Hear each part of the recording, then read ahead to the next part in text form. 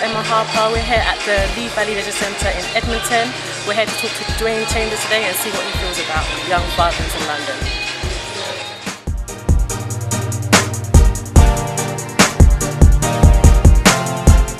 When I knew I was going to be a father for the first time, I was very, very nervous. Yeah. A lot of people said to me, you actually became a father very late in life. I think I was 25 Okay. when I was about to become a father. So for me, I had to make a decision there and then.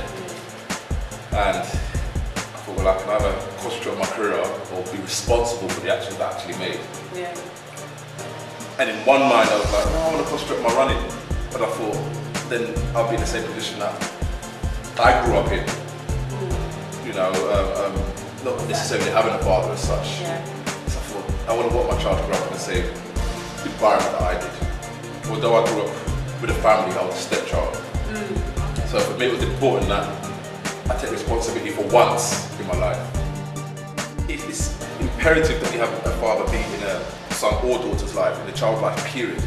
But the sheer fact that, especially from a male point of view, I've found that even though I had a small interaction with my dad, Yeah. the little bit of knowledge he did give me when I did see him, it still stands with me to this day. Yeah. And because of his experiences, I still carry to this day.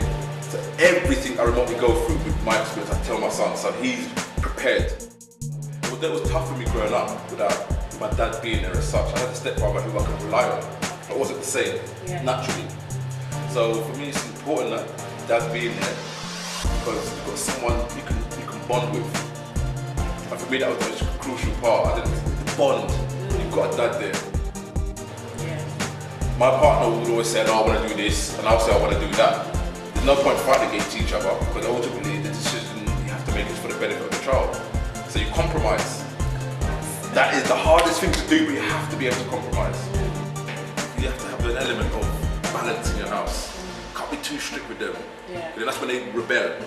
Too much pressure. Too much, you can't pressure no kid. You know, but they have to understand that no means no, and you have to know where to do certain things at certain points. And you have to install it at an early age in their life. You can't wait until they're 24, 25 to start changing them. Yeah.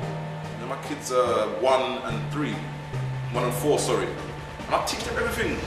When I'm cooking, I make them cut things with me, they learn, that's how they learn. Yeah, so they're learning life. Learning life.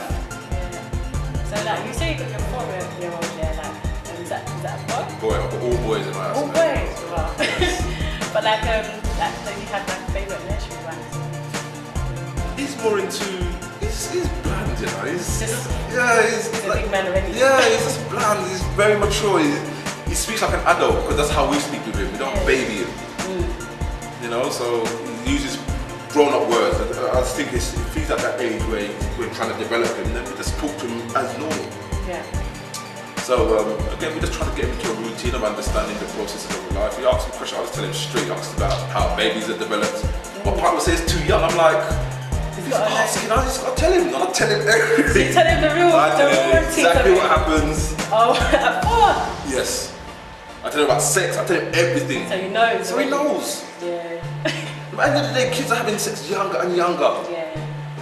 It's no joke, so the more he knows, the better prepared he is. Yeah. I told the 1-year-old, he don't understand, but he looks at his brother, so the more information the 4-year-old knows, when that's it. Yeah. Makes our job easier.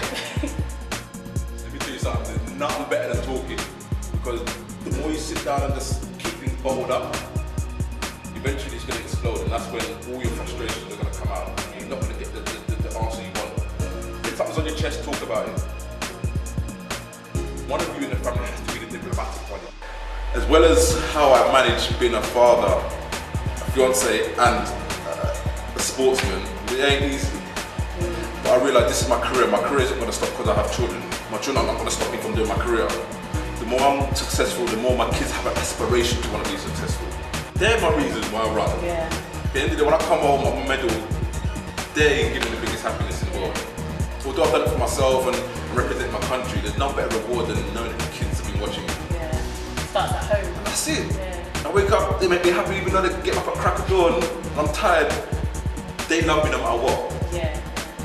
My family, and that's the most important thing you can ever They're always going to be there, isn't it? Always going to be. They're not going to ever judge you. Although your friends are going to try and pull you in this direction, your family needs you.